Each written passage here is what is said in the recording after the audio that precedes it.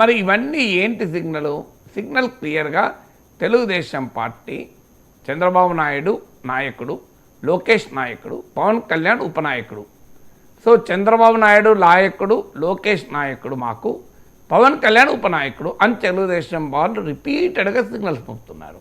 దానికి counter signals అనుకుందామా, లేదా దానికి రెస్పాన్స్ లేకపోయినా ప్యారలల్ సిగ్నల్స్ అనుకుందాం. పవన్ కళ్యాణ్ పంపుతున్నాడు, చంద్రబాబు నాయుడు నాయకత్వంలో పనిచేస్తాను, లోకేష్ నాయకత్వంలో పనిచేయని అంటలేడు, కానీ చంద్రబాబు నాయకత్వంలో పనిచేస్తాను అని ఎంఫసైజ్ చేస్తున్నాడు.